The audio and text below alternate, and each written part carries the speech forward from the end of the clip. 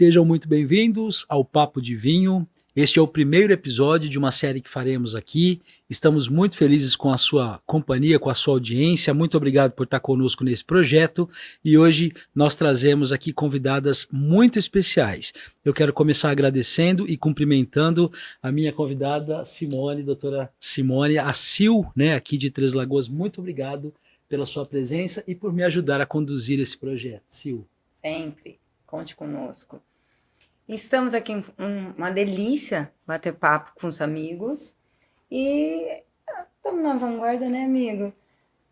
Eles inventam as artes e assim embarca. Bora lá para o nosso papo de vinho. Vamos frequentemente trazer pessoas para conversar conosco e vamos nos descobrindo nesse mundo e apresentando essa descoberta ao mesmo tempo que descobrimos. É muito importante que você acompanhe a gente nas redes sociais. Todas as informações, inclusive, estão ali para que vocês possam também descobrir conosco os próximos episódios, participar um pouquinho com a gente também dos nossos convidados. É importante dizer que nós estamos aqui com uma taça de vinho maravilhosa, um Lídio Carraro Dádivas, Merlot Cabernet Sauvignon, e a gente está muito feliz de falar um pouquinho sobre essa Lídio Carraro, né? Essa empresa maravilhosa hoje, né, Sil? Sim, e para falar dessa empresa maravilhosa, nada mais justo do que apresentar nossa convidada, né, Rogério? Especialíssima, né? Lógico, uma querida, uma mulher forte, como deve ser, uma apaixonada por vinhos, tem muita história para contar essa italianinha, e Karine Vinci Guerra, nossa coordenadora de vendas da Lídio Carraro. Essa mulher arrasa, ela cuida de muitos estados, de muitos distribuidores e se deslocou até Três Lagoas para prestigiar a inauguração da Sil e reservou um tempinho para falar com os nossos amigos. Karine, seja muito bem-vinda. Três Lagoas te acolhe. Volte rápido. Pra cá, não volte para Bento. Prazer tê-la conosco. Olá pessoal, tudo bem? Eu sou a Karine, eu sou coordenadora de vendas da região Norte, Nordeste e Centro-Oeste do Brasil. Um prazer enorme estar aqui fazendo parte desse bate-papo, de estar conhecendo Três Lagoas, uma cidade maravilhosa que eu achei diferenciada, tem uma proposta completamente diferente do que eu estou acostumada, não é aquela cidade movimentada, aquela loucura, falo por Bento Gonçalves, que é um trânsito caótico, início da manhã, final de dia. Percebi muito que é uma cidade mais acolhedora, parece mais intimista mesmo, sabe? Uma proposta diferente de cidade. Até me surpreendi com a quantidade de habitantes e ao mesmo tempo com a estrutura da cidade. Agradeço de coração essa oportunidade, a parceria com a Lídio, a possibilidade de trazer Lídio para Três Lagoas. E traremos, né? Tá aqui, estamos provando Degustando e aprovando, aqui, né? com certeza, um Saúde, vinho maravilhoso Karine. aqui. Saúde. Para a gente começar o nosso papo de vinho, nada melhor do que a gente trazer a Karine para falar um pouquinho, né, sobre a vinícola Lídio Carraro, mas também trazer um exemplar tão maravilhoso quanto esse. Karine, me permita, assim eu vou fazer a primeira pergunta. Você é gaúcha, né? Está aqui em Três Lagoas, como você está dizendo, pela primeira vez. Isso. Que tal Três Lagoas e que tal esse evento maravilhoso que tivemos, que foi a inauguração da Sil, com tantos apaixonados por vinhos, né?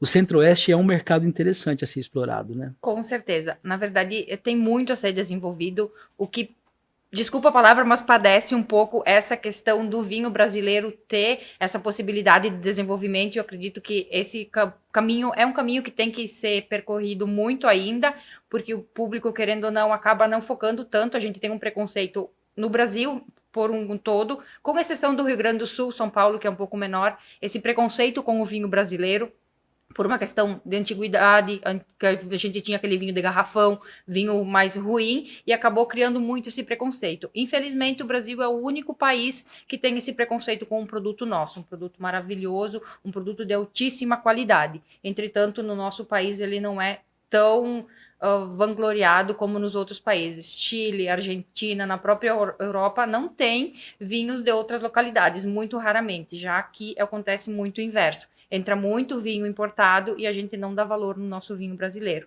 o público de Três Lagoas tem muito perfil para vinho, com certeza, ser desenvolvido, e eu acredito que agora, com a Simone, principalmente aqui com o Espaço Sil, a possibilidade de agregar esse vinho brasileiro tem tudo para dar certo e para desenvolver cada vez mais. Com certeza. Olha a responsabilidade, hein, Sil? E quem disse que eu não enfrento? Estamos para o jogo, né, amiga? Com certeza. Então, vamos contar para eles um pouquinho como a gente se conheceu e o porquê da Lídio. Você se lembra como foi, Karine? Lá em meados de junho do ano passado, 2020, meio de pandemia, um negócio meio louco assim, a gente não estava atendendo turistas, e daí o pessoal veio e me disse que tinha uma pessoa do comercial, porque o que acontece? O pessoal é recepcionado, né, pelo atendimento do pessoal do turismo, e se tem algum contato comercial é transferido para nós que ficamos no escritório. Então vieram me chamar, disseram que tinha um contato do Mato Grosso do Sul, que era para eu fazer o atendimento. Eu fui e conheci a Simone, essa possibilidade de negócio que se tornou uma amizade, algo assim que foi muito além das expectativas, eu acredito, né? Foi. E é recíproco, sabe? É bacana porque a gente... eu expliquei para ela da dificuldade da tributação, da dificuldade do mercado, de tudo que a gente tinha para apresentar aqui. Falei, topa construir esse caminho comigo? Topo, quando a gente ainda estava em obras. Então tá aí o porquê foi química, alquimia, e, empatia e franqueza e principalmente amor ao vinho nacional. Ih, a Sil chora. A Sil chora, gente, é tão interessante. Não, mas a Sil tenta não chorar, então bora lá. E essa paixão pelo vinho nacional, cada vinho que a Sil apresenta, traz para os amigos, ela prova antes, ela conhece a história. Vocês podem ter certeza que se a gente não pesquisar e não garimpar e não passar pelo crivo... Pelo crivo, né? Não rola. E quando eu vi a Lídio Carraro, eu falei assim, não, eu quero essa vinícola. Tudo fechado, sem poder entrar, e me cai essa graça, essa fofa. E aí, vamos falar do porquê da Lídio. Qual é o diferencial da Lídio Carraro? Não é à toa, não é pouca coisa. A forma de vinificação, vamos começar na forma de vinificação. E se for mais fácil para ti, já justifica essa forma de vinificação, explicando a filosofia purista e qual o critério, a exigência do senhor Lídio Carraro, patriarca, com relação a esse avanço, essa abertura de mercado. Se puder fazer um passeio para nós por esse caminho, nos brindará.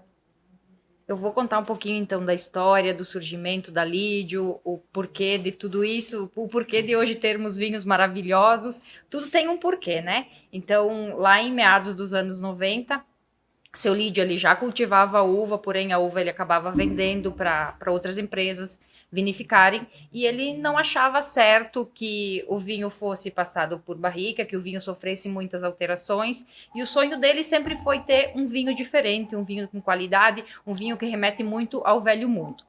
Em 98, o Juliano é um dos filhos do meio da família, então é Dona Isabel, o seu Lídio, e a Patrícia, que é a filha mais velha, o Juliano e o Giovanni. A Patrícia hoje ela é diretora de marketing, o Juliano ele é formado em enologia e é o diretor comercial, e o Giovanni é o enólogo da vinícola. A Dona Isabel, na época, ela possuía também uma fábrica de massas, biscoitos, e foi que deu, de certa forma, um pouco de suporte para esse sonho ser realizado.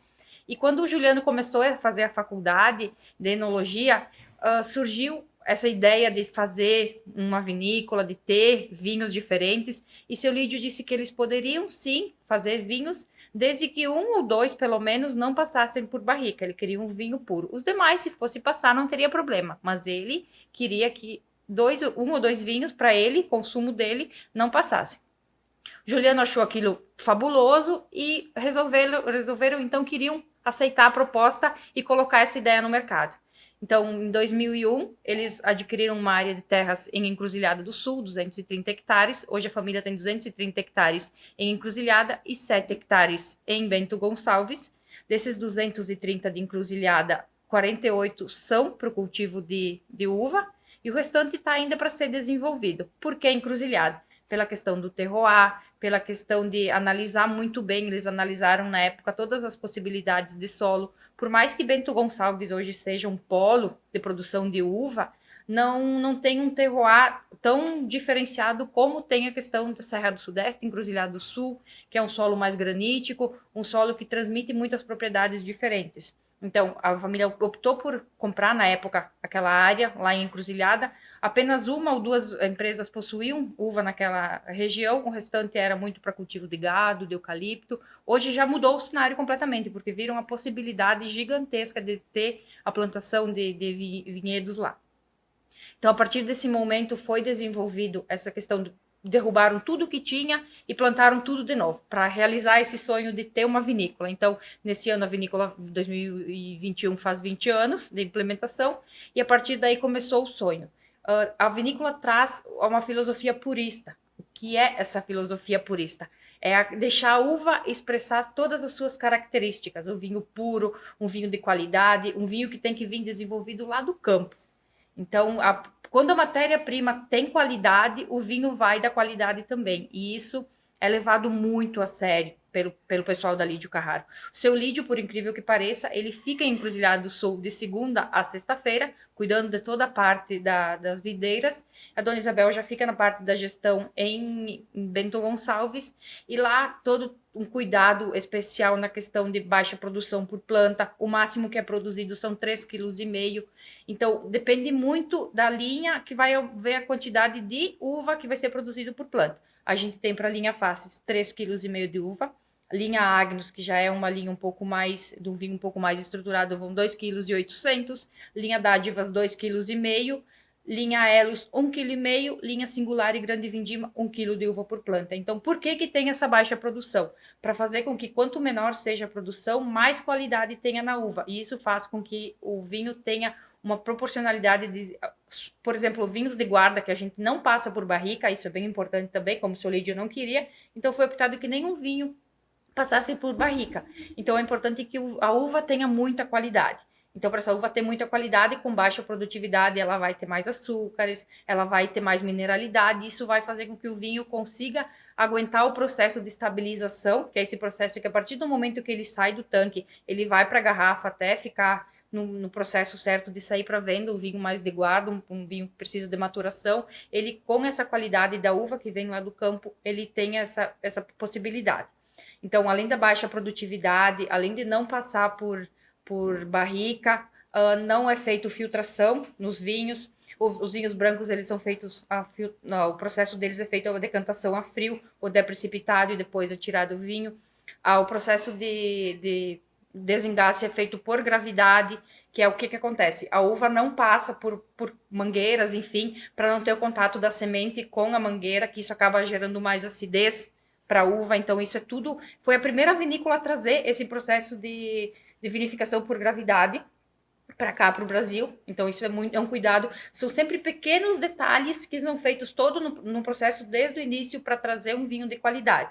É feita uma poda verde, a uva por si só, a parreira ela vai trazer uma produção maior, e para conseguir esse controle de produtividade menor é necessário fazer essa poda verde. Então, desde o momento que o cacho começa a se desenvolver, precisa do pessoal estar lá no campo fazendo o manejo, falando grosseiramente, a poda verde.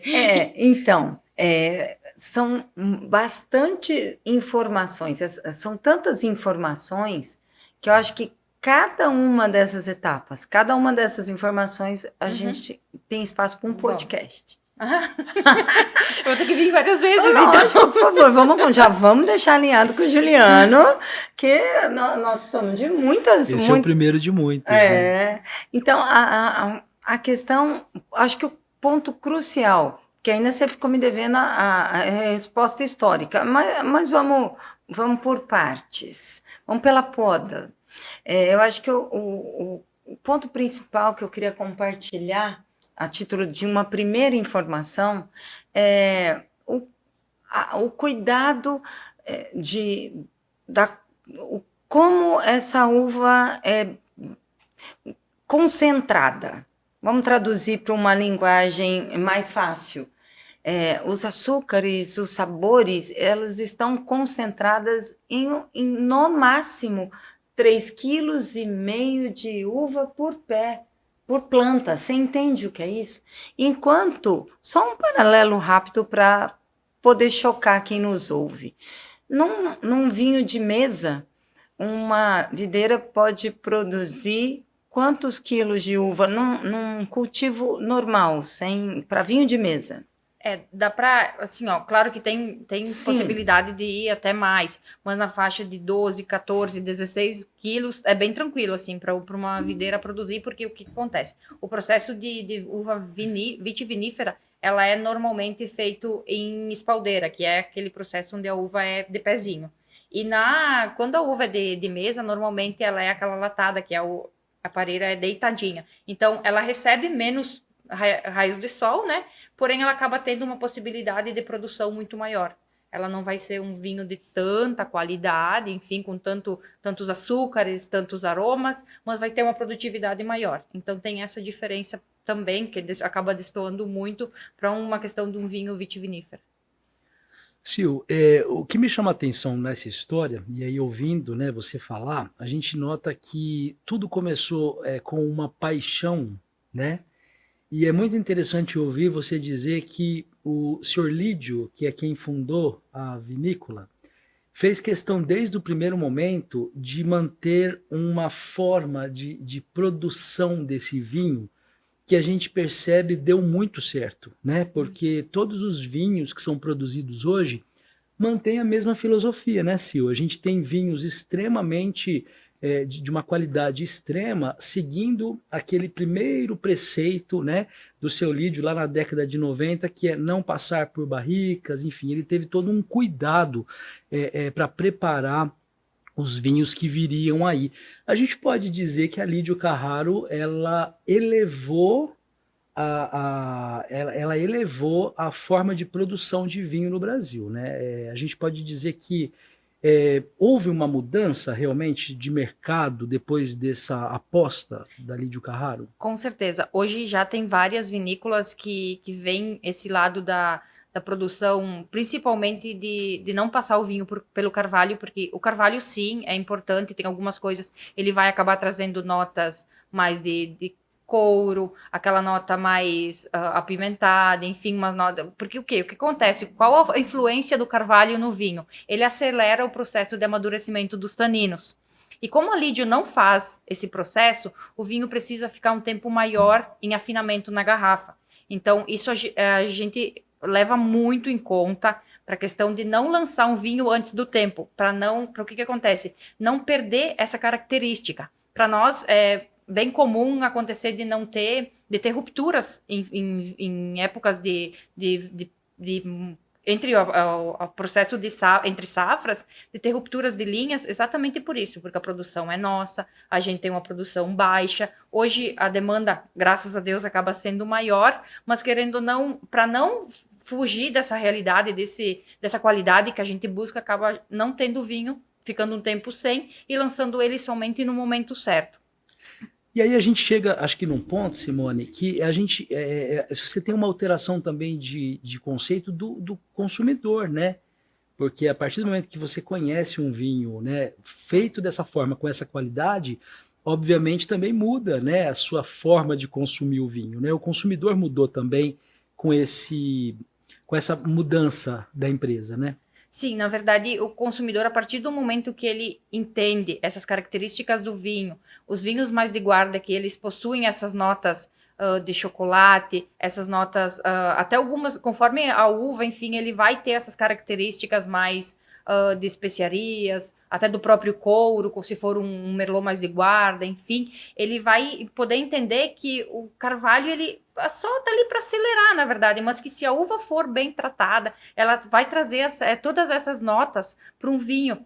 É possível ter um vinho de qualidade e tu vai adaptando o teu paladar e vendo quão importante é ter um vinho que tu consegue ver todas as características do trabalho de produção e deixar essa questão, deixar a uva falar por si. Isso que a Lídio procura muito sempre deixar bem claro.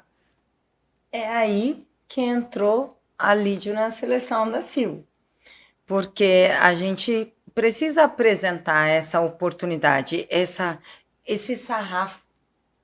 A gente ergue o sarrafo e dá a opção de uma outra escolha. Acho que o meu amigo acha, e é muito emblemático nessa sistema de vinificação, explicar, ela falou que cuida, né, para que eles não colocarem à venda, qual a quantidade de garrafas por vinho, qual é o principal fatia de mercado. Nós estamos falando da linha Faces, da linha Dádivas, da linha Agnus, Gran Vendimia. Como se distribui, como a Lídio distribui no mercado? Qual é o carro-chefe? O que é bem importante, até antes dele, vou pegar o gancho antes que eu me esqueça, mas essa questão de que os vinhos só são produzidos em safras realmente excepcionais. Então, a gente acaba tendo também alguns vinhos que acabam não tendo, até para entender o processo. Tem vinhos que não são produzidos no ano, porque a uva ou o tempo choveu demais, ou teve muito frio, enfim. A produção da uva não foi de qualidade, então o que a Lídio faz? A Lídio acaba não produzindo aquele vinho, é feita uma venda, enfim, para suco, e acaba não tendo essa produção. Então, por isso que eu não tenho como te dizer, a gente produz 50 mil garrafas, 80 mil garrafas no ano, porque depende muito da questão do clima, então depende muito da qualidade do vinho. Isso é uma coisa que depende... Oscila e vai depender de como o tempo vai se comportar até o final da colheita. Mas por questão de regra e até preço, enfim, a gente acaba tendo o quê? As linhas de entrada, que acabam saindo mais, né? Hoje eu acho que dos nossos de maior, assim, de venda é o Brut Rosé e o Faces Rosé, por incrível que pareça, a gente acaba tendo muita venda mesmo. Depois a linha Faces por si só, o nosso Faces Merlot, que é um corte de 3 uvas. A linha Agnus acaba também tendo uma boa saída pelo custo-benefício.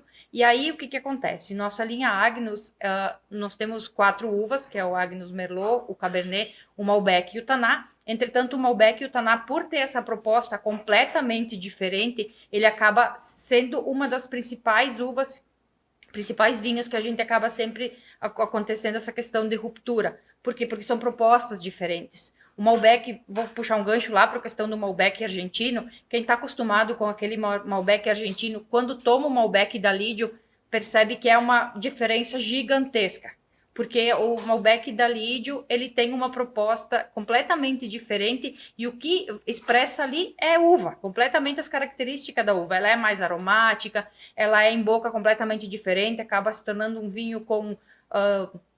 estrutura, fruta no pé. Isso. Mas ao mesmo tempo ele é muito frutado. Então, pessoas assim, bem sendo sincero, pessoas que não gostavam de Malbec quando tomaram o Malbec da Lídio se apaixonaram.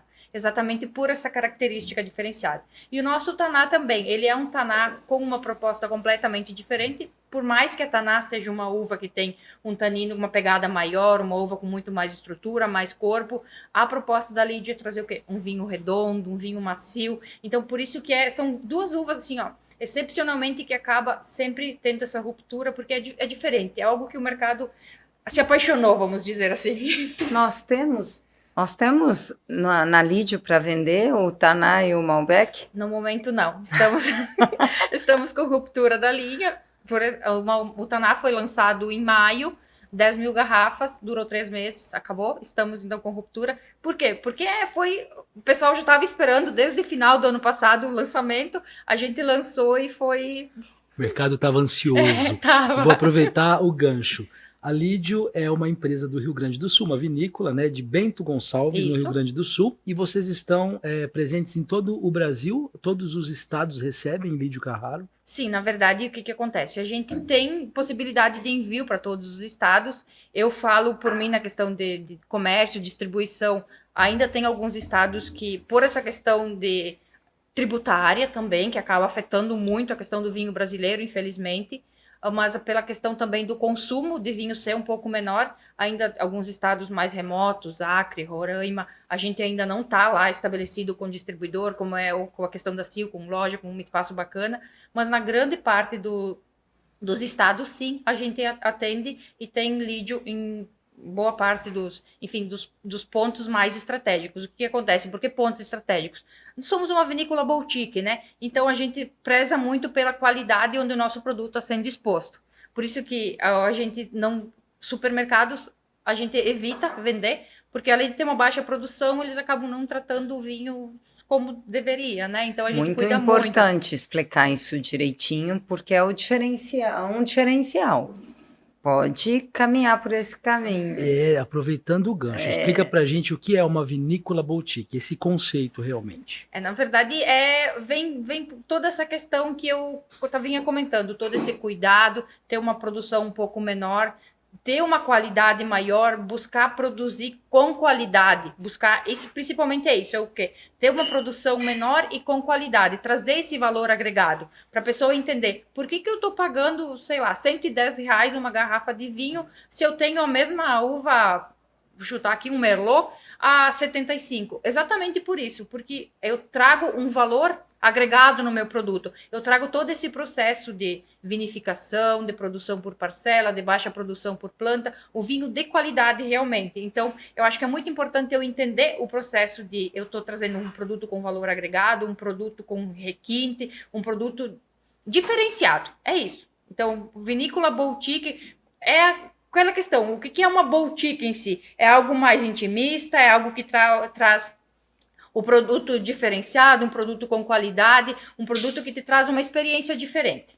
Eu imagino que é o vinho que o senhor Lídio serviria na casa dele para um convidado, né? Com certeza. Ele não é à toa que ele emprestou o nome para o empreendimento. Então, ninguém empresta um nome para algo que não acredita, né? Então, é muito... Eu acredito... Qual a origem do senhor Lídio Carraro? Ele é italiano, da região de Bragança. Então, a família, por si só, por ser de origem italiana, já vinha nesse processo de produzir vinho, por mais que fosse vinho para consumo, né? Eu falo por ser italiana também, por ter essa questão muito no sangue. Eu me criei com meu pai fazendo vinho no porão de casa, então isso está muito no sangue do pessoal de origem italiana, principalmente daquela região, né? Então isso é um processo que veio, um amor que vem de geração em geração, e eles aperfeiçoaram, trouxeram a possibilidade de trazer qualidade, trazer um requinte para um produto maravilhoso, produto dos deuses. E olha que bacana, como é uma pessoa diferenciada, né? O seu Lídio, sempre, pelo que você está relatando, vem de origem italiana, produção de vinho, isso é já de família como a sua, mas acolheu a novidade do filho, que foi buscar uma qualificação profissional, foi buscar uma faculdade de enologia e aceitou as propostas do filho, aceitou a inovação e lançou nos deu a oportunidade de usufruir dessa paixão, dessa maravilha. E nessa linha, eu acho outra coisa interessante na Lídio, que ela, ao mesmo tempo que é preocupada com a qualidade, que é uma vinícola boutique, uma vinícola purista, respeitando a raiz que o pai tem, ela é agressiva no mercado.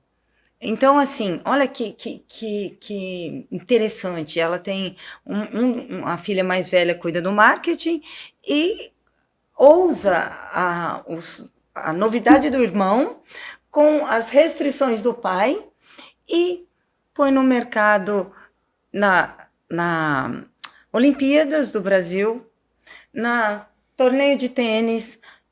Fala mais sobre isso, explica esse movimento, como foi a aceitação. Foi fácil, entre tantos vinhos, foi fácil selecionar a Lídio? Qual foi o critério para essa seleção?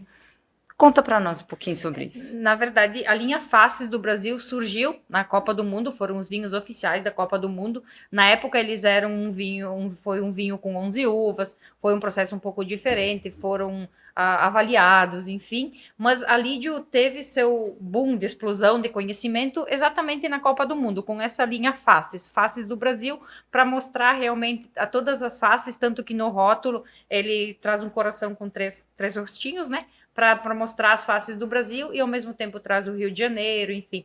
Por quê? Porque foi a característica específica para ser um diferencial na época das Olimpíadas. Lançados o vinho com as 11 uvas, porém depois acabou fazendo o quê? Hoje a gente tem o vinho da linha Faces apenas com 3 uvas, que foi o que melhor conceituou, melhor caiu no paladar, mas foi um processo que a Lídio viu como oportunidade de se lançar no mercado. E depois, em 2016, os espumantes que daí foram das Olimpíadas.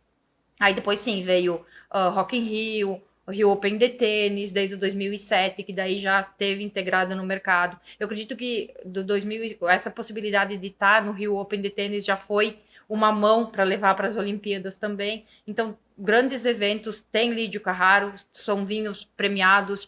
Nosso Taná já foi considerado o melhor Taná do mundo. Então, a gente é bem pontuado na Decanter Magazine. Steve Spurrier também já falou muito bem, já falou da vinícola. Então, a gente tem reconhecimentos internacionais. Viu, Rogério?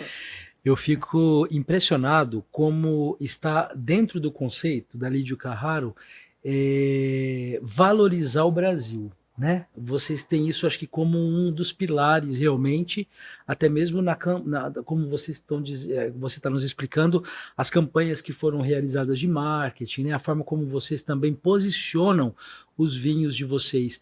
É possível fazer um vinho de excepcional qualidade no Brasil para competir com os melhores vinhos do mundo, como de fato a Lídio vem fazendo, né? Com certeza. Na verdade, hoje é tão possível, tanto quanto já é, né? É uma realidade já. A gente já tem vinhos de extrema qualidade que podem ser comparados ou até superiores a muitos vinhos renomados, europeus, enfim. Só que exatamente o que acontece? Às vezes o consumidor ele acaba tendo um pouco desse preconceito, achando que o vinho brasileiro não atinge tanta qualidade, porém hoje sim a gente tem mecanismos, tem processos que fazem com que o vinho tenha toda essa qualidade, e por experiência eu já tive clientes que fizeram degustações às cegas comparando vinhos europeus com o vinho do Brasil. Linha Elos foi um vinho que eu tive um cliente que fez, e o pessoal não acreditava que o nosso Elos Touriga com Taná era brasileiro, que era um vinho produzido em Bento Gonçalves, enfim. Então, às vezes, o que é importante? Não possibilitar para o pessoal ver o rótulo e ver a possibilidade que ele está perdendo de não degustar esse vinho por puro preconceito. Então, a gente tem sim qualidade, a gente tem muitos vinhos maravilhosos no mercado, eu falo isso de modo geral, não só de Lídio Carraro. O Brasil tem um potencial gigantesco de vinho. Eu acho que a única coisa que precisa é olhar para dentro, olhar para o nosso Brasil como um todo, para a nossa qualidade e para a nossa produção. Estimular o consumo do vinho nacional, inclusive, é uma das possibilidades que a gente percebe muito latentes, né, na Lídio Carraro. A Sil é apaixonada por vinho nacional, a gente percebe aqui até pelos rótulos que ela traz, e conversando com ela que existe realmente essa preocupação, né, de desmistificar. Eu acho que eu posso até usar essa palavra, porque como você está dizendo, Karine, muitas pessoas têm preconceito mesmo com, às vezes, né, o produto nacional. O Brasil é um grande consumidor de vinhos, a gente tem uma população bastante ativa nisso. Essa é uma das realmente lutas, podemos dizer assim, da Lídio Carraro, realmente desmistificar isso e tornar o vinho nacional cada vez mais conhecido? Com certeza. Na verdade, é um trabalho que a gente, desde que a vinícola se lança no mercado, ela sabe que o quê? Que ela vai ter que enfrentar essa barreira, porém, a cada vez mais levar para o consumidor essa possibilidade que ele pode sim tomar um vinho no calor, por exemplo, tomar um vinho branco, um vinho rosé, e a pessoa entender que o vinho ele pode trazer tantas ou maiores memórias, enfim, afetivas, trazer possibilidades de harmonização, de bons momentos, tirar um pouco aquela glamourização, vamos dizer assim, do vinho, que às vezes ele acaba sendo tratado como um vinho de só pessoas de alto nível. Não, na verdade o vinho é o quê? O vinho precisa ser fácil de beber, precisa não ter receio, precisa conhecer, precisa experimentar primeiramente, porém experimentar de forma correta. Se eu nunca bebi vinho, eu não posso ir para um taná, porque eu vou achar o vinho, grosseiramente falando, o vinho forte que vai pegar na minha boca, não vou gostar. Então a única coisa que eu preciso é começar devagarinho nesse mundo. Então, ir me introduzindo nesse mundo, para quem não conhece, é uma possibilidade de experimentar na curiosidade, para entrar nesse mercado, mas o vinho, ele tá para todos os segmentos, tá para todos, eu digo que tem para todos os níveis também, e principalmente se é frio, se é calor, o vinho tá possibilitando isso. É só entender um pouquinho, se é um pouco mais frio, eu vou pegar um tinto um pouco mais encorpado, se for mais calor, eu vou pegar um branco, um rosé ou até um espumante. Então, temos público e vinhos para todos os públicos. De calor a gente entende, né, Silvia? Entende. Mesmo um tinto mais levinho vai bem até no calor. Eu acho que nesse sentido que a gente precisa ter o cuidado de não errar na harmonização e na temperatura de serviço. Isso é importante. Isso é assim, fica a dica de seguir algumas regras. O vinho é para ser fácil, é para ser democratizado, sem frescura, mas tem algumas coisas que não se encaixam bem. Você não pode errar na temperatura de serviço e você não pode errar na harmonização, porque aí você cria um trauma, né? Você cria uma falsa impressão de que você não vai gostar de vinho nenhum. Uma vez consumido de forma errada, isso pode atrapalhar ali, Sim, né? sim. Então, nesse sentido, é que a gente tem que ter alguns cuidados. Tendo alguns cuidados, é um mergulho. Falando de mix, Karine, a gente entende que a Lídio hoje produz, então, todos os tipos de vinhos finos e também espumantes. Como que é o mix de vocês? Como é que vocês trabalham isso? Na verdade, na questão de vinhos, sim, nós temos vinhos de entradas, vinhos mais leves. A gente desenvolveu, inclusive, um suave, porém ele é um suave diferenciado, porque senão iria fugir da nossa filosofia. A gente não adiciona açúcar no nosso vinho. E a opção que surgiu na época, e foi lançado em 2018, para chegar nesse vinho suave, ele é um vinho suave com a concentração quase mínima de açúcar para ser considerado suave. Ele varia em torno de 26 a 29 gramas por litro, que foi o quê? Adicionar o mosto concentrado da uva, que é, grosseiramente falando, para o pessoal entender o que é o mosto. Eu ia começar a puxar. É o suco refrigerado, na verdade. Ele é resfriado e quando o vinho é vinificado, quando é feita a vinificação, aí é adicionado esse mosto para dar o doçor. Então, essa foi uma batalha, até porque eu posso dizer que quando eu entrei em 2018 na Lídio, eles estavam tentando associar essa questão de ter um vinho suave por demanda de mercado, mas não era bem a proposta da Lídio, estava difícil de conseguir chegar lá, por essa questão, porque se colocasse açúcar, estaria colocando a filosofia purista por água abaixo. Agora o gancho é meu. Vamos traduzir, vamos pormenorizar um pouquinho para os nossos ouvintes entenderem. O vinho seco é até 4 gramas por litro. Esse açúcar proveniente da uva. É isso que é preciso deixar claro. Vamos para o outro extremo. Veja bem, eu estou posicionando o seco, até 4 gramas. No suave, acima de 25 gramas. Entre esses dois parâmetros, nós temos o demi-sec, certo? Uhum. Então, estabelecido esse critério, entendam o que a Karine está contando para nós. Como a filosofia é purista, a linha selo, que é o suave da Lídio Carraro, ela tem quanto de açúcar? Lembra que para ser suave é acima de 25. É esse o critério, 24, é 25,1. É suave, 25. Acima de 25. É demi-sec. Então, 25,1. Quanto tem a linha selo da Lídio? Aproximadamente? Os brancos, eles têm um pouco menos, que daí varia em torno de 26 o branco, 27 o rosé, e o tinto que é 29. É só TI. Porém, hoje no mercado, a gente tem vinhos suaves com 40, 50, 60. Aí, o porquê da dor de cabeça, a ressaca no dia seguinte. Porque é essa alta concentração de açúcar e, ao mesmo tempo, ele vai precisar de ter os aditivos, alguns outros aditivos, para comportar tudo isso. Então, ele faz essa correção e daí, por essa questão, ele acaba tendo a ressaca no dia seguinte. Então, a Lídia optou por quê? Como precisava atender essa demanda do público que gosta do vinho suave. Claro que vai ser uma diferença eu tomar o vinho suave da Lídio com 28, 29 gramas de açúcar por litro e eu tomar um suave de mesa com 50.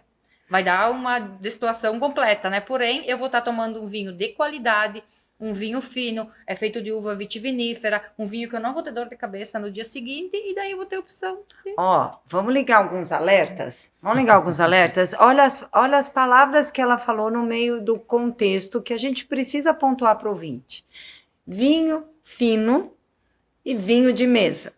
Vamos explicar de maneira bem fácil e bem clara para eles a diferença entre vinho fino e vinho de mesa, para começar. E tem outros conceitos que ela falou ali que a gente tem que puxar. Vamos para o vinho fino e vinho de mesa. Na verdade, o vinho fino e o vinho de mesa tá. Quando eu comentei a questão lá da videira, como ela é trabalhada, enfim, é toda a questão de recebe iluminação do sol, recebe tratamento. A uva de mesa por si só, ela é do vinho de mesa, ela é uma uva mais fácil de trabalhar, ela não precisa de tanto cuidado. Então, ela é uma uva que acaba tendo uma produção maior, porém ela não vai ter tantas características, tantas propriedades para ofertar quanto um vinho fino. Então, aí já começa. Hoje a gente tem vinhos de mesa Bordeaux, Isabel, Niágara, que são uvas simples. Aí quando a gente vai para vinho fino, a gente tem a Malbec, a Pinot Noir, Chardonnay, Riesling itálico. Então, são coisas completamente diferentes. Esse era o ponto que eu queria chamar a atenção, entendeu? Então, assim, não dá para você...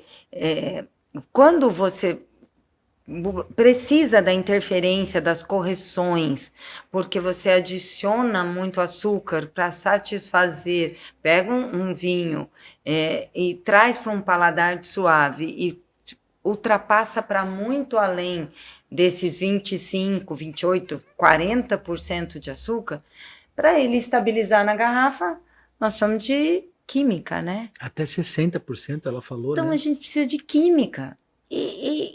Nós estamos numa época em que a gente está buscando alimentos orgânicos, nós estamos mais naturais. Né? Como que a gente vai concordar em ingerir algo com tantas correções, com tantas adições? Então, vamos tomar mais cuidado, vamos selecionar um pouquinho mais, né, Karine? A legislação permite, tá? Sim. A legislação permite até 80 gramas. De açúcar, e assim como o metabisulfito, como qualquer outro aditivo que seja possível.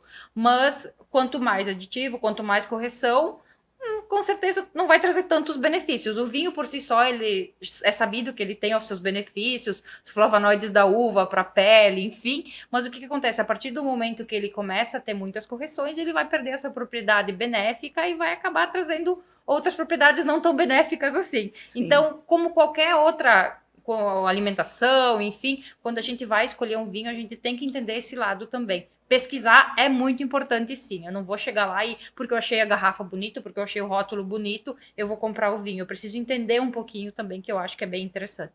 Fundamental.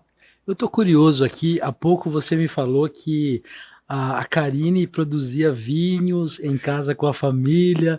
Como é que a Karine foi parar na Lídio Carraro? Como é que foi esse início de história da Karine na Lídio Carraro?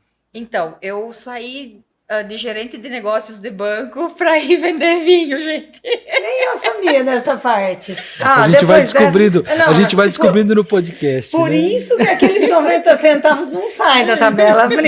Entendi, tudo bem. Ela foi bancária. Nossa senhora, não, tô enrolada. Vai, bancária, segue. Não, essa história vai ser interessante. Vai, segue. E aí, chegou na Eu trabalhei por quase 8 anos, então, no Sicredi, lá na cidade onde eu sou natural, o Dr. Ricardo, que é uma cidade mega pequenininha. E na época eu tinha um namorado, que era de Bento, enfim. Aí eu optei por sair do banco e me mudei para Bento. E eu sempre sonhei muito em morar em Bento, eu sempre fui muito apaixonada por vinho. E eu sou daquela pessoa que penso que quando a gente acredita muito, de uma forma ou de outra, a vida faz com que as coisas aconteçam. Então eu trago isso como filosofia para mim e eu sou a pessoa mais certa para dizer isso, que quando a gente acredita muito, a coisa acontece. Fui parar em Bento, enfim. No meu relacionamento não deu certo, vai fazer o quê, né? Mas o vinho Mas deu. o vinho deu. Eu saí em maio, me mudei em maio para Bento e comecei a pesquisar oportunidades, né? Então a gente vai pesquisando oportunidades. Eu jamais imaginei que iria começar, né? Até porque eu não conhecia a Lídio na época, não conhecia porque era uma. Hoje a Lídio já está mais conhecida, mas há 3 anos atrás ela era ainda por ter esse conceito mais intimista, esse conceito mais boutique. E como eu venho de uma cidade pequena, o que se vê muito é vinho de grande produção, é vinho de escala, de vinícolas maiores, Aurora, Salton, Miolo, que é o São que tem por tudo. cooperativas também.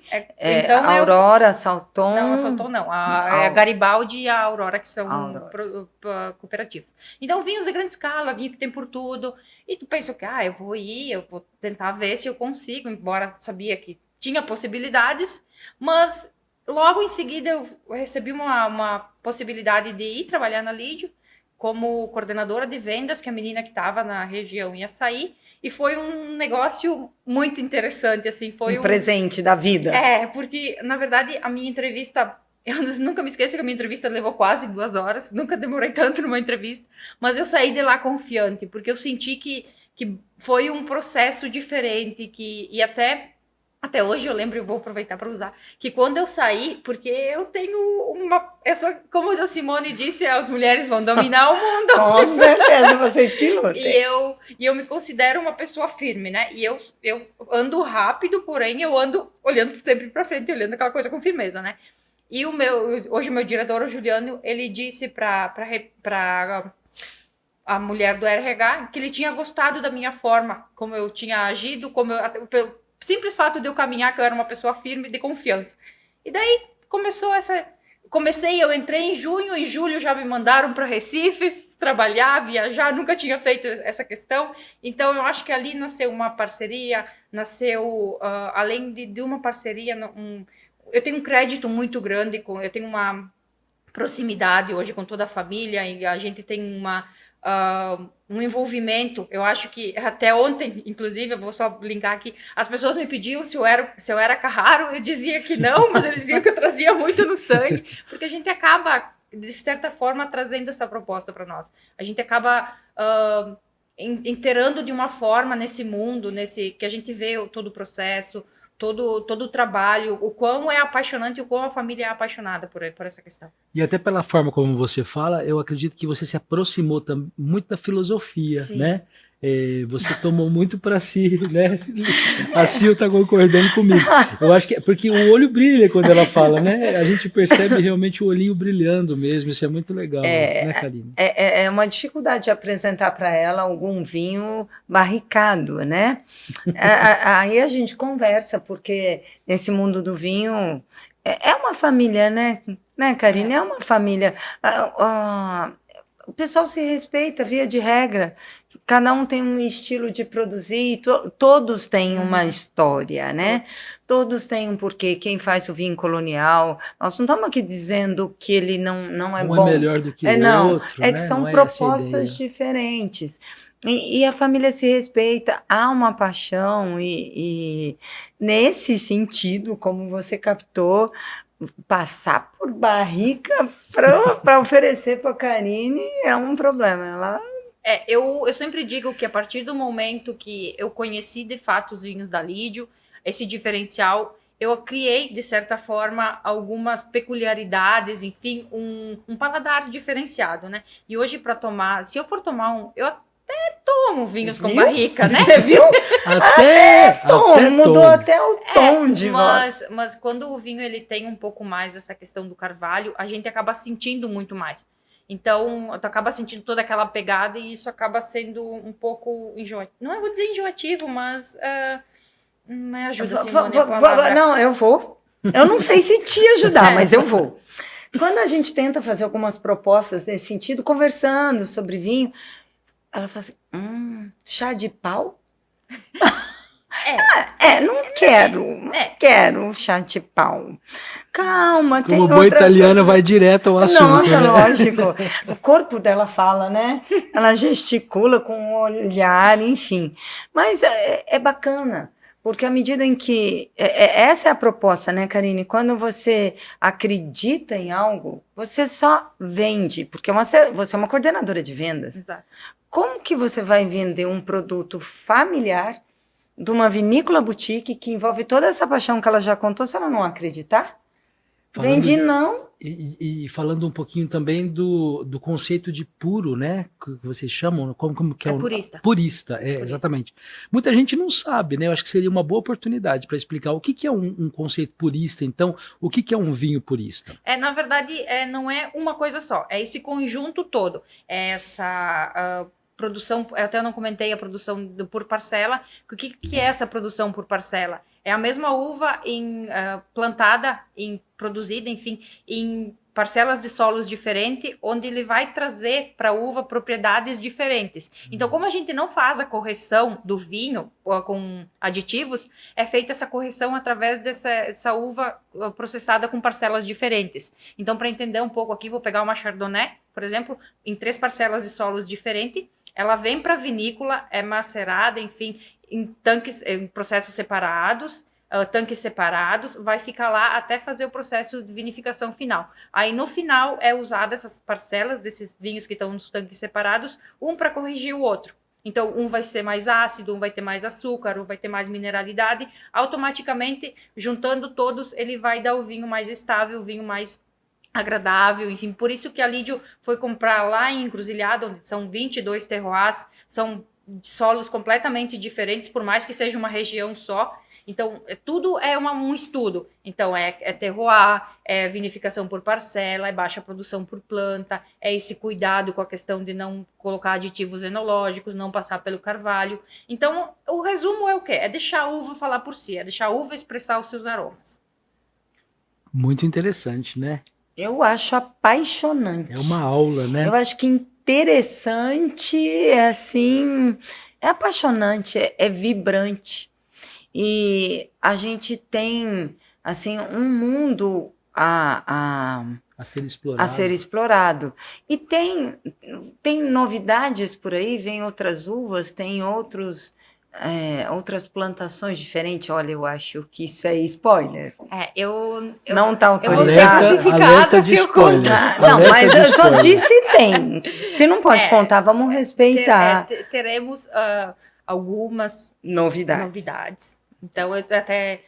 Eu não estou autorizada, né? Mas, enfim, sim, por essa sim. questão, eu sei, de bastidores, enfim, a gente acaba não sabendo 100% de tudo, né? Porque quem coordena lá é o Juliano, o Giovanni. Eles falam algumas coisinhas, mas não falam pega tudo. No ar algumas coisinhas. Então, mas pelo que eu sei, sim, vamos ter algumas novidades. E a Lídio é isso, ela sempre tem diferencial. A gente tem o nosso Kairos, que é um Merlot 2008. A gente tem o Bianco Macerato, que é um Chardonnay completamente diferenciado. Agora, safra 2016 recém-lançado. Nós temos o nosso vinho de ânfora. Vocês viram? Safra 2016 recém-lançada. Está indo para o mercado a 2016. Ele ficou sendo refinado na garrafa por 6 anos. Então, ela só expõe ao mercado quando o vinho está redondo. Essa é uma preocupação da Lídio também, Karine, de realmente manter a produção por um tempo antes de soltar isso para o mercado? Isso está dentro da filosofia também da vinícola? Tu diz da produção de vender sempre produções mais... eu não sei como que eu não sou expert em vinhos, né? Eu acho que deixa eu tentar ajudar. A situação é o seguinte... Como a Lídio não passa, os vinhos não ficam em barrica, aquele tonel de 300 litros de carvalho para fazer aquele aceleração. Maceração. Aí é só aceleração do vinho pronto para servir. Na Lídio, eles fazem essa produção por parcela, juntam e colocam na garrafa que faz esse refinamento. Isso, o tempo que ele está na garrafa. Então, só vai ao mercado o vinho depois dele ter sido guardado, preparado para ser apreciado. Eles guardam vinho para nós. Eles nos vendem quando falam, não, agora ele está pronto. Pode provar, Isso. pode sentir o que é a Lídio Carraro. O produto que está sendo feito hoje, o vinho que está sendo produzido hoje, por exemplo, vai entrar no mercado, então, daqui a algum tempo. É que depende muito É a outra característica da linha, né? Uma linha Faces, que é uma linha mais leve, uma linha de entrada, então a gente já tem vinhos 2020, até agora 2021, vinhos mais jovens. A linha Agnus, o que acontece? Como já é um vinho com um pouco diferencial, que é um vinho que ele precisa estabilizar um pouco, que ele precisa afinar os taninos, a gente tem o 2019, 2020 que foi lançado o Taná, embora a gente saiba que o Taná, se comercialmente falando, a gente tivesse possibilidade, ele poderia ter ficado mais uns 2 ou 3 anos, mas como o mercado pedia, e o vinho estava assim pronto para ser vendido, a gente optou por vender ele, né, lançar no mercado, tanto que se esgotou, mas a gente tem esses cuidados. Então, linha Elos, linha Grande Vindima, linha Singular, que são vinhos de guarda, 100%, precisa o quê? Ele precisa ficar esse tempo de afinamento na garrafa, que é o quê? Descansando. Descansando e fazendo esse processo de oxigenação entre a rolha, que é o único meio que ele tem com o meio ambiente. Então ele vai ali afinando, ele vai descansando, vai estabilizando, vai expressando os seus aromas. E isso é muito importante. E como a gente não tem esse processo que o carvalho faz, acelera todas essas propriedades, é importante que o vinho fique ali guardadinho, descansando, para ele chegar no ponto certo de ser vendido. Vamos falar assim. Eu acho que fica fácil da gente entender sem a gente ter a preocupação do rigor técnico. Para quem bebe e aprecia, é só fazer o seguinte raciocínio. Se nós estamos falando de um barril de carvalho de 300 litros e aquela porosidade da madeira com aquele líquido precioso dentro, olha o quanto tem de contato com a porosidade da madeira e com essa pequena troca de oxigênio. No caso dos vinhos de guarda da Lídio, qual é essa troca que a gente consegue na madeira? Na Lídio é só com a rolha. Só a rolha. Ele está descansando na garrafa, com o cuidado da menor quantidade por planta, com o cuidado da colheita, com o cuidado das parcelas, da correção ser feita um pouco aqui, um pouco acolá, para fazer o vinho na garrafa segundo os critérios do enólogo, e a troca é só uma rolha. Um processo de refinamento, Isso. né? Entendi agora. Totalmente cuidadoso, Totalmente né? Muito cuidadoso. para te entregar fruta. Outra coisa, a gente falou muito de mercado nacional, falamos de Brasil, falamos de estados, notamos, inclusive, Karine, imagino que isso deve estar nos estudos de vocês, que o consumo de vinho no Brasil aumentou bastante na pandemia. Graças a Deus. Né? As pessoas aprenderam a tomar, apreciar um bom vinho. E o mercado externo, a Lídio Carraro tem essa preocupação também com outros países? Vocês já vendem externamente? A Lídio já exportou para mais de 13 países, enfim, o nosso Dádivas Chardonnay já esteve no hotel, na carta dos hotéis da Rainha Elizabeth, então já foi muito exportado, a gente já teve muito, inclusive o ano passado, eu acho que foi a última vez que a gente mandou o nosso rosé para a França, por incrível que pareça. O Faces Rosé, qual deles? O nosso Faces Rosé. Então, aquele rosé... que nós servimos ontem na abertura. O nosso rosé. O pessoal da Sil já experimentou já. Então a França é reconhecida pelo vinho rosé, mas o que aconteceu? A Lídio mandou rosé para a França. Então, para vocês entenderem o quão são audaciosos. O quanto vocês estão afim realmente de entrar nesse mercado. Taco, né? E pronto. Porém, hoje, com esse aumento gigantesco, vamos dizer assim, de percentual de consumo 2020 perante os outros anos, a Lídio optou por dar uma estabilizada agora, atender muito bem com o que a gente tem no mercado interno e depois sim expandir para o mercado externo. Hoje a produção já está sendo ampliada, mas a produção demanda um pouco de tempo maior até a videira vir no processo de 100% de produtividade, então não é simples assim, eu vou plantar hoje para colher amanhã, não, eu preciso plantar hoje para colher ali na frente.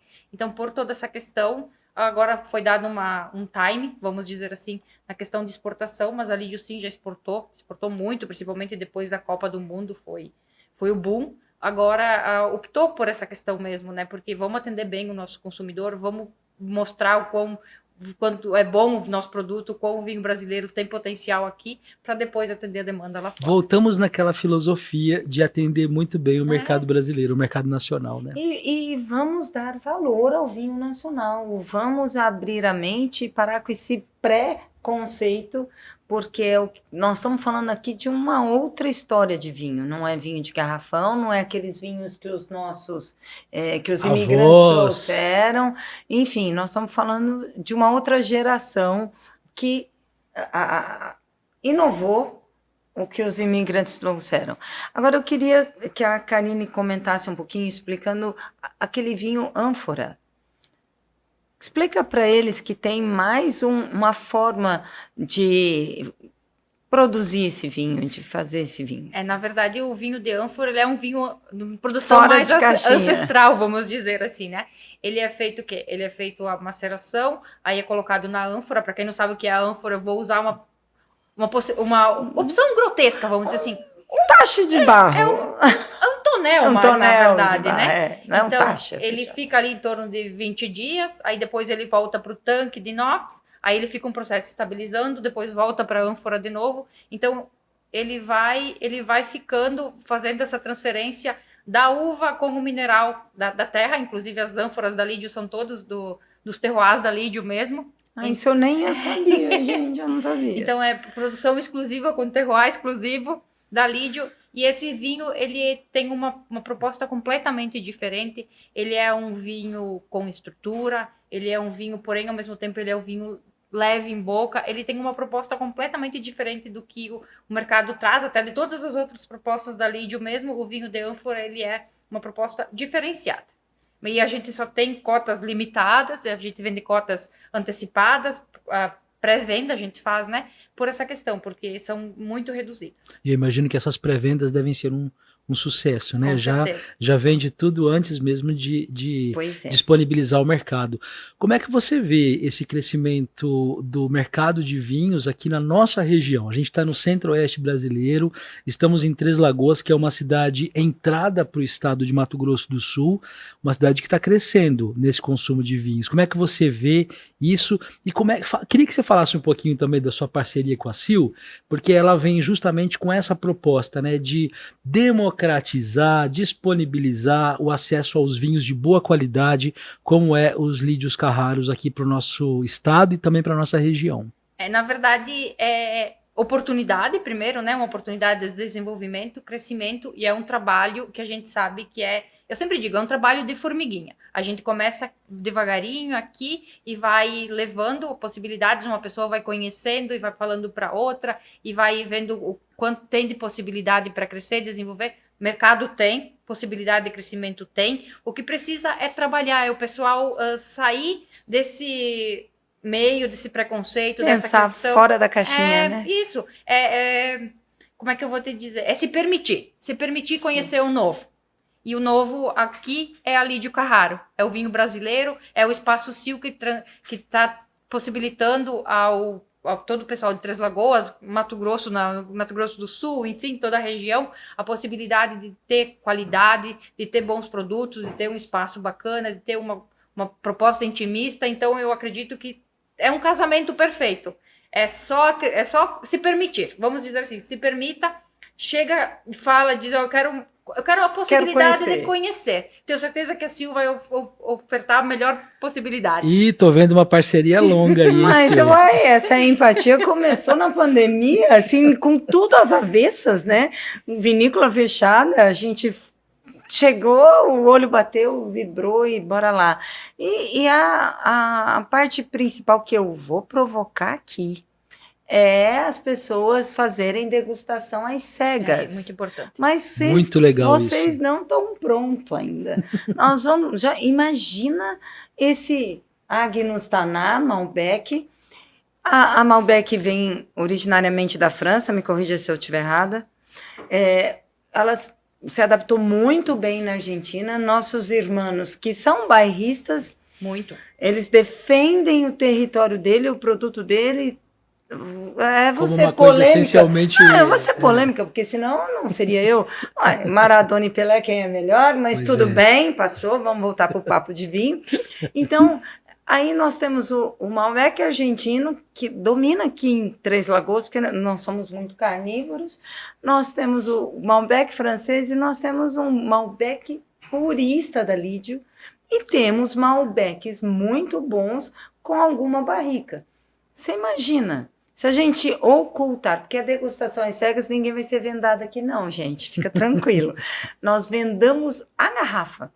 Então a garrafa fica escondida, monta-se uma mesa, a gente sabe, quem for servir sabe a sequência de taça 1 é esse, 2 é esse, enfim, e vocês vão poder provar. É aí que eu estou apostando que a gente vai apresentar o que é o vinho nacional, porque quem já se permitiu, como diz a Karina, quem já confia em alguma indicação, já gosta. E se surpreende. E se surpreende. Tá aqui meus amigos do podcast. Principalmente, a gente fala por nós aqui, porque fizemos uma degustação, né? Aliás, experimentamos já muitos vinhos maravilhosos aqui na Sil. Eu queria aproveitar para falar um pouquinho desse vinho que nós estamos tomando. O Dádivas, né? Ele é o Merlot com Cabernet Sauvignon de 2019. Fala um pouquinho, Karine. Fala desse muito blend. dele, porque a gente gosta muito. Na verdade, é um corte. A linha Dádivas, ela é uma linha onde tem os vinhos com uma proposta um pouco mais diferenciada. São vinhos jovens, porém com mais corpo, com mais estrutura. Esse vinho ele é 60% Merlot, 40% Cabernet Sauvignon, safra 2009. Ele traz uma proposta para quem está começando no mundo do vinho, gosta de um tinto incrível. Ao mesmo tempo, um vinho com estrutura e corpo que combina muito bem. Ele é um casamento perfeito, essas duas uvas casaram perfeitamente. Tem algumas pessoas que gostam mais da Merlot, outras que gostam mais da Cabernet. Ali ela está proposta trouxe um equilíbrio, perfeito, né? Um equilíbrio. Muito é um vinho com tanino redondo, é macio na boca, então ele traz os aromas mais principalmente no nariz, quando é na taça, é possível um pouco mais exalar Cabernet, na boca ele vai aparecer aquela coisa mais herbácea da Merlot, então ele traz todas essas possibilidades, uma explosão de aromas, que é essa proposta que a Lídio traz. Ele vai muito bem com carnes, com assados, com massas, com risotos. Claro que vai depender muito do molho que eu vou ter na minha massa, né? Mas ele é uma proposta bem, versátil, vamos dizer assim. Para quem quer um vinho versátil para ter em casa, o Dádivas Merlot Cabernet com certeza é uma possibilidade, uma proposta maravilhosa. E nós estamos vendo ali um vinho premiado, né? Premiado. Como eu comentei antes, boa parte dos vinhos da Lídio, para não dizer praticamente todos, são premiados. Quando não é um rótulo premiado, a vinícola é a premiada. Ela já foi premiada como a melhor vinícola do Brasil. Então, assim, agora, ainda, vamos nos denunciar aqui. Quando a gente pensou que vinho abrir, né, Karine? Vamos fazer o nosso primeiro papo de vinho. Vocês nos perdoem as imperfeições, incorreções, mas estamos aqui para compartilhar o seu momento com então vocês. É uma delícia o papo. Eu, pelo menos, estou gostando muito. Enfim, quando a gente pensou qual abrir, olhamos uma para outra para uma. Vamos de Dádivas com Cabernet e Merlot.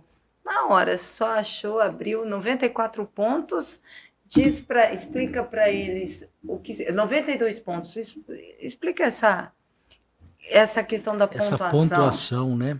Que o público não tem esse conhecimento. É que, na verdade, o que acontece? Quando tem alguns concursos de vinho, enfim, é feito essas análises, essas pontuações. Esse vinho foi na Janssen Robinson, então 92 pontos. A gente tem outros vários, que é com 90, 92 pontos, da Janssen também, que é uma revista europeia, tá certo? Europeia, desculpa. O português aqui acontece, né? Mas tudo bem. E então ela é uma revista muito reconhecida.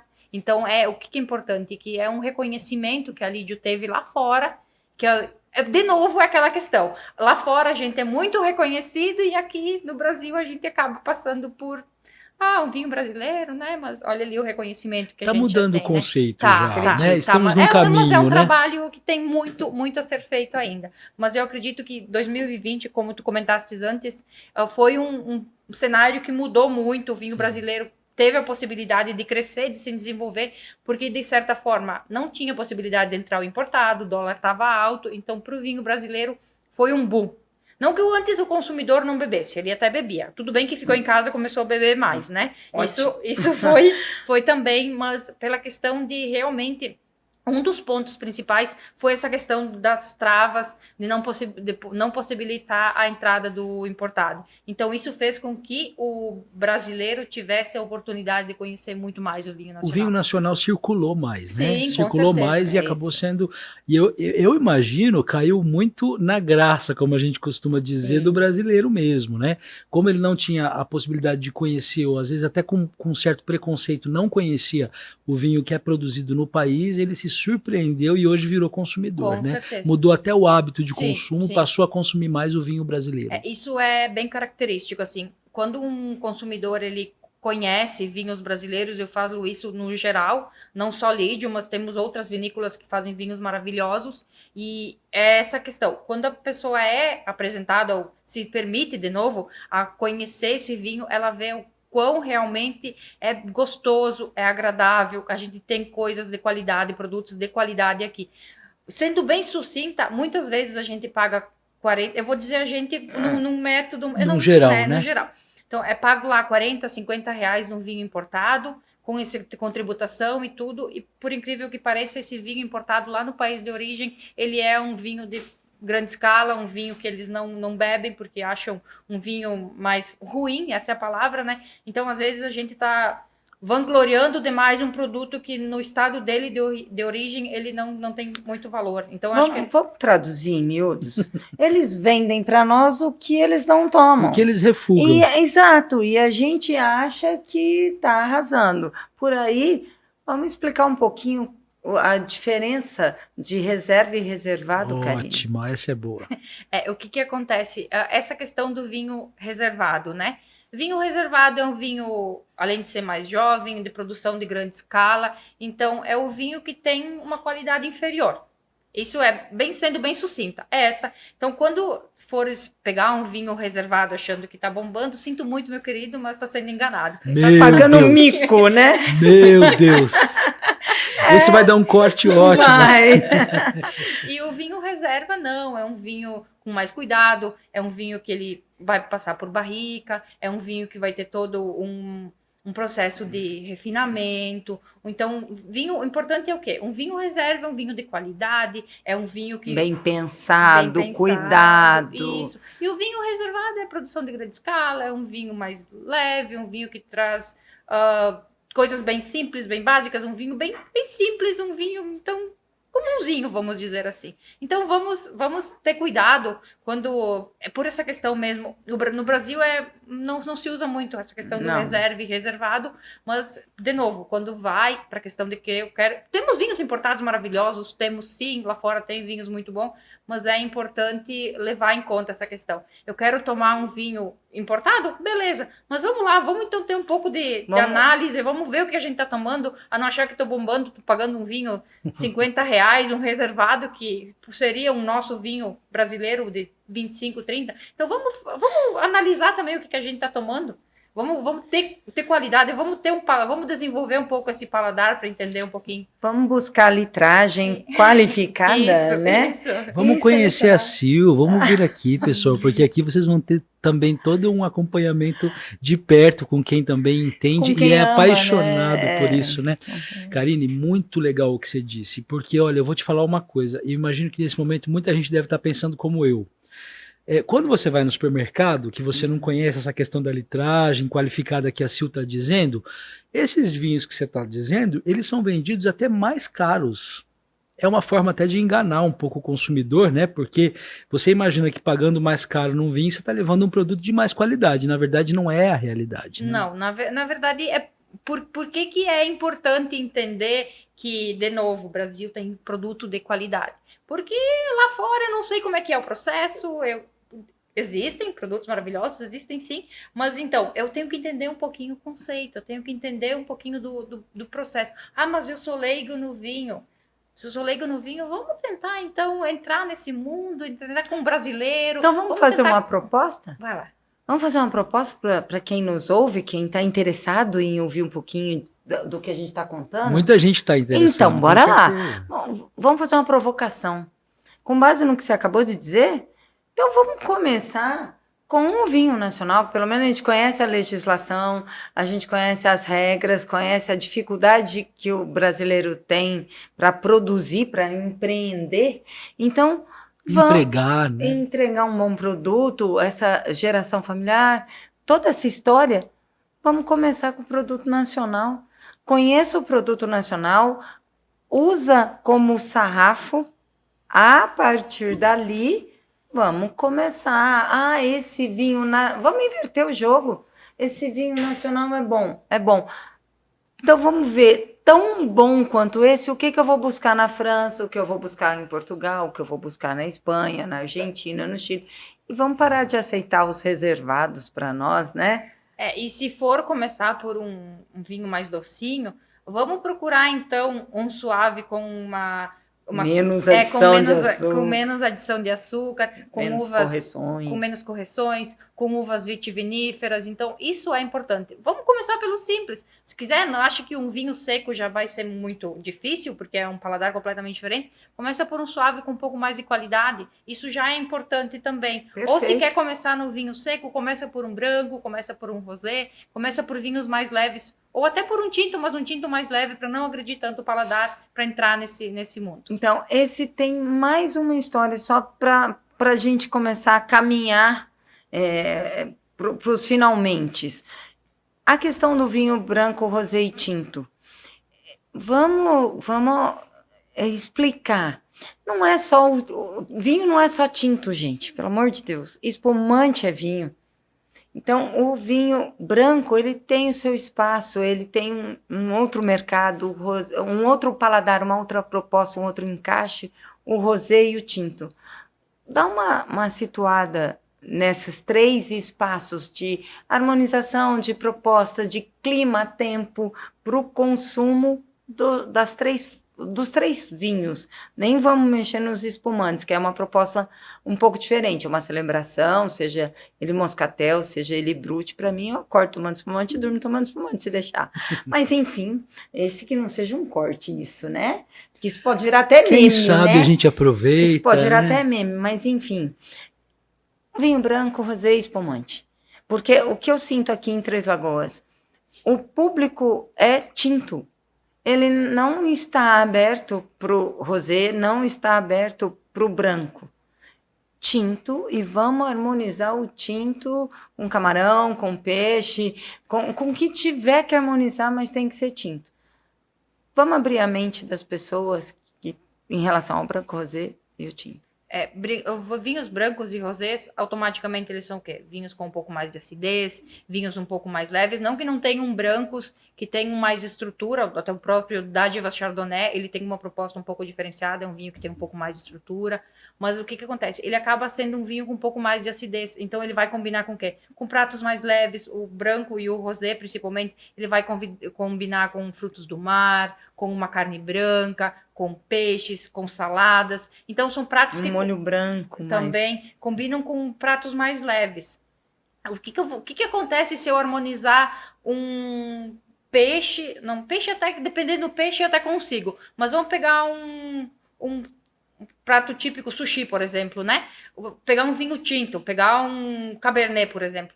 A uva, ela tem uma estrutura, o vinho, ele tem estrutura, ele tem corpo, ele é mais intenso na boca. Eu não vou sentir o aroma, o gosto, nem do vinho, nem do prato. As coisas vão ficar, uma vai pesar e vai bagunçar a outra, vamos dizer assim. Um atrapalha o outro. Isso. Então, qual é a ideia de quando eu vou comer? Ninguém precisa ser expert aqui para falar, para tentar harmonizar, mas o que acontece? Quando eu vou harmonizar alguma coisa, eu quero tentar, eu preciso que o quê? Se o vinho limpe meu paladar e ele torne o prato agradável.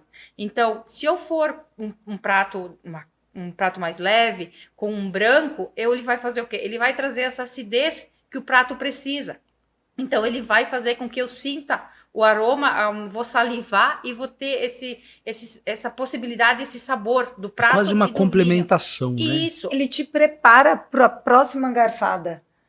Ele limpa e deixa pronto para E você não atrapalha receber. o sabor do alimento. E eu né? Não. fico salivando querendo mais, entendeu? Então, por isso que eles são vinhos com propostas diferentes. Ao mesmo tempo que ele é um vinho que tem que tomar na temperatura de 11 a 13 graus, um vinho mais geladinho. Então, por quê? Porque esses pratos mais leves, se eu tomar um rosé com uma carne, ele vai fazer o quê? Ele vai deixar a boca gordurosa, vamos dizer assim. Ele vai deixar mais denso, eu não vou conseguir aquela proposta. Então, ele não vai combinar. Por isso que são coisas que existe a temperatura de serviço também. Então, o tinto ele tem que ser servido numa temperatura mais alta exatamente por isso. Porque ele vai fazer com que a uva expresse, o vinho expresse os seus aromas e, ao mesmo tempo, ela limpe também o paladar. Então, são vinhos com propostas diferentes que a temperatura de serviço faz toda a diferença. Se eu servir um branco ou um rosé quente, a temperatura muito acima, eu vou sentir mais o álcool do que qualquer outra coisa. Então, por isso que é importante eu ter o meu rosé, o meu branco mais geladinho, e é por isso que ele vai combinar com pratos mais leves. E o meu tinto na temperatura de serviço certo, não muito quente nem muito gelado. Se eu tomar um vinho tinto gelado, além de não sentir nada em aroma, ele vai ficar mais denso. Era isso que eu ia fazer o paralelo. O vinho branco e o rosé, ele tem que estar mais geladinho porque senão você não sente os aromas. Em compensação, o vinho tinto, se ele tiver mais geladinho do que Ele deveria, perde os aromas. você não tem ideia, ele amortiza a sua boca. Exato. Você fica anestesiada. Aí você não sente nem o vinho, porque ele não é para ser servido nessa temperatura. E deixa eu aproveitar que a gente está tendo uma aula aqui e Aham. fazer uma pergunta que eu imagino que muitas pessoas devem ter dúvida, Karine. Como é que eu armazeno o vinho? Vamos supor, eu comprei o vinho aqui, vinho Nassil, comprei um tinto, comprei um branco, um rosé, enfim, comprei alguns para experimentar. Qual que é a forma correta de armazenar esses vinhos, as garrafas dos vinhos na minha casa? Claro que o que acontece? Normalmente a pessoa que não tem adega, que vai comprar algumas garrafas só, ela não vai deixar 6 meses, um ano o vinho. Porém, pode ser, né? Mas o ideal é o quê? Vinhos tintos, principalmente, que fiquem sempre deitados. Então, por quê? Porque ele vai dessa questão de estabilizar e realmente ter essa questão da troca com a rolha. Ah, mas o meu vinho é branco, é screw cap. Que a screw cap é aquela tampa de rosca, né? Então, isso nesse sentido, até essa garrafa ficar de pé não tem problema. Ela não pode estar num lugar muito quente e com luminosidade, porque isso vai interferir 100% nas características do vinho. Isso vale tanto para o branco, tanto para o espumante, para o rosé, para o tinto. Então, o que é importante? Ele está numa temperatura estável. Primeiro, eu coloquei o vinho na geladeira, eu vou tirar da geladeira e vou botar. Ou fica abrindo muito a geladeira? Não, até isso não interfere, mas Interfere. eu vou pegar vou pegar no meu que espaço eu posso ter, gente, a minha casa. Sei lá, em cima da minha pia. Armário. No armário, No isso. armário. Eu levei o vinho pra geladeira porque eu ia ter um convidado e daí o convidado não veio. Eu vou tirar da geladeira e vou colocar de volta no armário. Essa diferença de temperatura que não é interessante. Eu vou né? alterar baixar, completamente as propriedades do vinho. Então, se o vinho foi pra geladeira, deixa lá e depois toma. E não, se eu mudar, eu deixei numa temperatura de 6, 7 graus e botei de volta para 25, se foi, o vinho vai mudar as propriedades completamente. Aquelas adegas que a gente compra, né? Tanto aquelas climatizadas elétricas, quanto também aquelas de madeira, que são muito comuns. Inclusive aqui em Três Lagoas, a gente vê muito essas de madeira. Elas são boas opções também? Desde que, de novo, elas não estejam num lugar que pegue luminosidade, num lugar que seja muito quente. Porque aqui a temperatura já é quente automaticamente. Então, se tiver um canto da casa, enfim, que ele fique um pouco mais fresquinho, não tem problema. É como eu falei, o vinho não vai ficar ali por muito tempo. Agora, se eu tiver a intenção de deixar um vinho para mais tempo, o ideal sim é Escurinho, quietinho. E geladinho, e fresquinho. Fresquinho. Deitado, de preferência, sempre. Que nem na Europa eles guardam em porões normalmente, né? Até pelo clima lá também, né? Agora aqui a gente precisa adegar, né? Porque senão a gente perde o vinho. Faz um buraco inteiro, por aqui inteiro. A terra, a umidade da terra. Eu já soube de histórias do tipo, mas tudo bem. Agora, com relação a troca de taça, você começa com a sequência recomendável: vinho branco, rosé e tinto, numa harmonização. E a cada mudança de um vinho para outro, vamos lavar? Não, nunca, jamais. Só se for com outro vinho, Pergunta né? polêmica essa. Até falar um processo que se usa muito na Lídio, vinificar a taça, que é passar o vinho ao redor da taça para fechar os poros, porque o cristal ele tem muita porosidade. Então, para quê? Para no momento que eu for servir, a uva já conseguir expressar os seus aromas. E quando eu for trocar, não tem problema nenhum, gente. Branco para rosé, rosé para tinto, branco para tinto, eu usar a mesma taça. Pega um guardanapo, só vira, tira o excesso, por quê? Porque é melhor vinho com vinho do que vinho com água. A partir do momento que eu lavar a taça e deixar as gotículas ali, eu vou estar fazendo com quê? Com que essa água acaba interagindo... Incorporando ao vinho, que é eu vou mais perder- criminoso Eu vou ainda. perder propriedades. Eu vou perder completamente propriedades. Então, assim, ó, nunca, jamais usem água para lavar taça. Peçam um guardanapo, tirem o excesso e usem a mesma taça que não tem problema nenhum. E outra coisa importante, não passem de tinto para branco, segue a sequência, branco para tinto, beleza. Agora tinto para branco não, porque vai dar uma quebrada completamente e o branco vai parecer o quê? Ele vai parecer muito mais ácido, muito mais, eu vou dizer, usar um termo mais grotesco aqui, mais amargo, exatamente por isso, porque são vinhos que vão destoar, a propriedade deles em boca eles são completamente diferentes, então se eu passar do nível de cima para baixo, não vai dar certo. Uma dúvida pessoal aqui Vai lá. agora. Quando a gente toma um vinho, por exemplo, tinto ou um vinho branco, imagino que a taça é muito próxima, né? A gente tem a taça do espumante, eu sei que eu sei isso, né? Me corrija se eu estiver errado. A taça de espumante ela é um pouco mais comprida, mais fina, justamente para a gente ter aquela coisa das borbulhas, né? O próprio champanhe, enfim. E os vinhos brancos ou tintos a gente toma nessas taças mais bojudas. É possível tomar um branco ou um tinto na mesma taça, ou existem taças também que são diferenciadas e isso influencia no sabor? Na verdade, assim, ó, existem taças diferentes, sim, porém, vinhos que hoje a gente tem aqui não mudam muito. O que vai mudar é se eu pegar um vinho mais encorpado, se eu pegar um vinho mais intenso, aí sim eu preciso daqui a pouco um vinho mais de guarda, uma taça maior, mais bojuda, ele vai abrir mais. Então ele vai fazer o quê? Vai fazer aquele processo do vinho no decanter, vamos dizer assim. Então, se eu tomar nessa taça que a gente tem aqui o vinho branco e o vinho tinto, não tem problema nenhum. Ele não hoje servem em taças diferentes, sim, por causa dessa questão exatamente de aromas e tudo mais, mas não tem problema nenhum eu usar a mesma taça. Claro que se eu quiser depois que eu servir, agora se eu servir um branco na taça muito bojuda, eu não vou conseguir sentir porque ele não vai conseguir exalar todos os aromas porque ele é mais fresco, né? Agora o tinto não, o tinto se for um tinto de guarda, ele tem um tempo que a gente fala em abrir. Porque o vinho abre, né? O vinho, por isso que às vezes nos vinhos às vezes não é recomendado quando são vinhos reserva, enfim, usando vinhos de guarda, vinhos que têm uma característica diferente, usar o decanter para ele exalar os aromas, para ele dar aquela oxigenada, para trazer todas as propriedades. Então, se for uma taça mais bojuda, pode ser também, não tem problema. E nesse sentido, ainda esclarecendo aos nossos amigos, a questão do decanter também é muito pessoal, né, Karine? Recomenda-se decantar, sim, para, de novo, vou usar a tua expressão com relação às barricas, agora com decanter, acelerar o processo. Vamos deixar assim, vamos pontuar, eu decanto, eu gosto, eu tenho decanter para atender os amigos, mas eu conheço inúmeros apreciadores de vinhos que tomam tão lentamente. Eu admiro tanto, eu sou tão apaixonada, vocês sabem disso, de apreciar, de ser lento.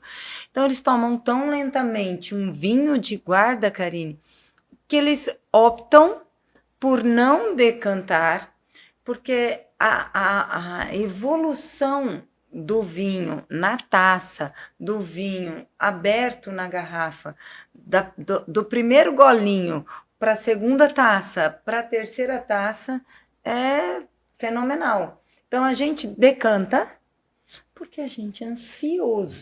É mais ou menos isso. A gente não quer esperar, né, o processo Não, e natural. tá valendo, tá tudo bem. Mas façam essa experiência também. Um dia que vocês estiverem na paz, na tranquilidade, abram um vinho de guarda. Ele vai demorar, a depender do vinho, pelo menos 40 minutos para abrir. Eu tô assim. Então, abram um vinho, vão preparar o mise en place, picar os temperos da comida. O Rogério, que é do risoto, então, pega um vinho de guarda, abra e deixa ele ali na garrafa. Quando o risoto estiver pronto, o vinho está no ponto. Leva mais de 40 minutos para fazer um risoto. Então, Um você bom vai conseguir degustar um pouquinho durante o cozimento, para testar e aprovar. Mas faça essa experiência. Essa é a nossa proposta, né, Karine? Vamos dar palco, né? Vamos nos permitir fazer várias experimentações e por que não começar com vinho nacional? Por que não pesquisar as vinícolas nacionais sérias? Por que não separar uvas de mesa que tem a sua proposta, tem o seu público, tem o seu espaço, das uvas vitiviníferas? Por que não vamos olhar apenas o preço, gente? Vamos olhar o valor. Vinho é experiência, né? O valor, quando eu quero dizer o valor, é o valor que te entrega, Agregado, o valor da né? memória, o valor da lembrança, o valor do momento, o valor de todo o trabalho, da experiência, todo o trabalho que tem dentro daquela produção de 750 ml desse líquido precioso. E nós temos algumas perguntas. Nós temos uma pergunta da nossa audiência aqui, que eu já vou aproveitar. Karine, como que a gente pode ter um representante lídio em um evento, em determinado evento, né? E já vou casar com uma pergunta nossa aqui. Nesse momento, muitos dos nossos participantes aqui estão acompanhando o nosso podcast pela Sil, né? A Sil é uma representante Lídio Carraro. É legal dizer que vocês prepararam todo um projeto especial também para a aquisição desses vinhos aqui na Sil, né? Com certeza. Na verdade, a proposta de eu vir, isso já estava lá no início do ano, daí deu pandemia de novo, segunda onda, fechou, ela não estava com o espaço pronto, enfim, o que acontece? A gente sempre avalia, primeiramente, possibilidades de atingir público, atingir mercado, porque querendo ou não, de certa forma, é um negócio, né? Sim. Então, isso é avaliado. Quando ela me solicitou para vir, eu conversei com o meu diretor, vendo a possibilidade, enfim. E a gente vê isso com bons olhos. Por quê? Porque a gente está trazendo essa experiência para cá, né? Por mais que eu não sou formada em enologia, né? Mas eu vou conseguir, acredito eu, que trazer para o pessoal um pouco de conhecimento, agregar um pouco de conhecimento, de valor, de vivência, e trazer junto a Lídio toda essa possibilidade de desenvolvimento. E isso a Lídio olha com muitos bons olhos quando a gente tem um parceiro que se abre a isso, né? Então, vir para cá foi algo que foi pensado, além da parceria, estrategicamente como negócio, como possibilidade de crescimento e desenvolvimento do mercado, da região, da Lídio Carraro como um todo. Maravilhoso. Tamo junto. Tamo junto. Nosso papo de vinho é só o primeiro. Delicioso, como esse vinho que nós estamos degustando. Realmente quero agradecer. Eu acho que tivemos assim momentos incríveis aqui de aprendizado e também, até diria, né, como leigo, momentos inusitados, né, de descobertas, porque realmente foram muitas descobertas. Quero agradecer. Muito obrigado. As duas. Obrigada a você, Rogério, obrigado a esse staff, nós temos uns bastidores, assim, uma equipe, uma estrutura toda carinhosamente pensada, vocês não veem, mas é muito carinho, é muito cuidado, muito amor envolvido. Muito amor envolvido. E obrigado demais da conta, Karine, por estar conosco nesse momento. Nesse primeiro papo de vinho, é uma honra, espero atender a expectativa e espero que os nossos amigos confiem nas nossas indicações e abram a mente para o vinho nacional. Vamos dar valor aqui ao que é de dentro, se permitam. A gente tem coisa muito boa, o Brasil merece. Vamos fazer um brinde final, então? Vamos, acho que a Karine... Deixa eu só agradecer a possibilidade de estar aqui, a essa possibilidade do Papo de Vinho, a oportunidade de abrir primeiramente o Espaço Sil, depois o Papo de Vinho. Então é uma oportunidade gigantesca para Lídio, para mim também. Eu me sinto honrada, agradeço muito de coração mesmo, e que a nossa parceria seja duradoura. E como eu comentei ontem, além da parceria de negócios, é uma amizade e um carinho muito grande. Então que seja eterno. E a gente do Papo 67 aqui, Papo de Vinho, também espera que você volte, viu, Karine? Foi muito bacana, com certeza teremos outras oportunidades, também outros representantes, né, Sil, Com da Lídio certeza, Carraro, estão com muito certeza. convidados aqui, vai ser uma honra recebê-los. E é isso, estamos aqui descobrindo e conhecendo coisas novas e para a gente também foi uma honra, um prazer muito grande. Muito obrigada. Então agora o brinde, né, para a gente fechar com chave de ouro. Cheers!